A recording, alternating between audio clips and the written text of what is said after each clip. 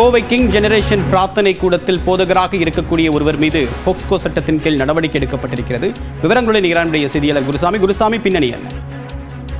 தேவப்பிரியன், கோவை காஸ்கட் பகுதியில் உள்ள ஒரு கிறிஸ்தவ மையத்தில் மத போதகராக இருப்பவர் ஜான் ஜபராஜ். இவர் கோவை ஜிஎம்எல் பகுதியில் வசித்து வருகிறார். இவரது வீட்டில் கடந்த ஆண்டு வீட்டில் நடந்த ஒரு பார்ட்டியின் பொழுது வீட்டுக்கு வந்த ஒரு 17 வயது மற்றும் 14 வயது ஆகிய 2 சிறுமிகளிடம் பாலியல் சீண்டலில் ஈடுபட்டதாக கூறப்படுகிறது. இது தொடர்பாக தகவல்கள் காவல்துறைக்கு கிடைத்த நிலையில் அனைத்து மகளிர் காவல்துறையினர் இது குறித்து விசாரணை மேற்கொண்டனர். கோவை மத்திய அனைத்து மகளிர் காவல்துறையினர் மேற்கொண்ட விசாரணையில் 2 சிறுமிகளிடம் பாலியல் சீண்டலில் ஈடுபட்டது உறுதி செய்யப்பட்டது. இதனைத் தொடர்ந்து மத போதகர் ஜான் ஜபராஜ் மீது போக்சோ சட்டத்தின் கீழ் தற்பொழுது காவல்துறையினர் வழக்கு பதிவு செய்திருக்கிறார்கள்.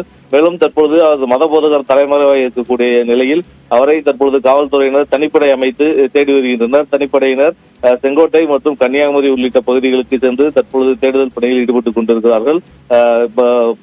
மத போதகர் ஜான் ஜபராஜ் கிறிஸ்துவ மத பாடல்களை நவீன முறையில் பாடி மிக பிரபலமாக இருக்கக்கூடிய நபர்.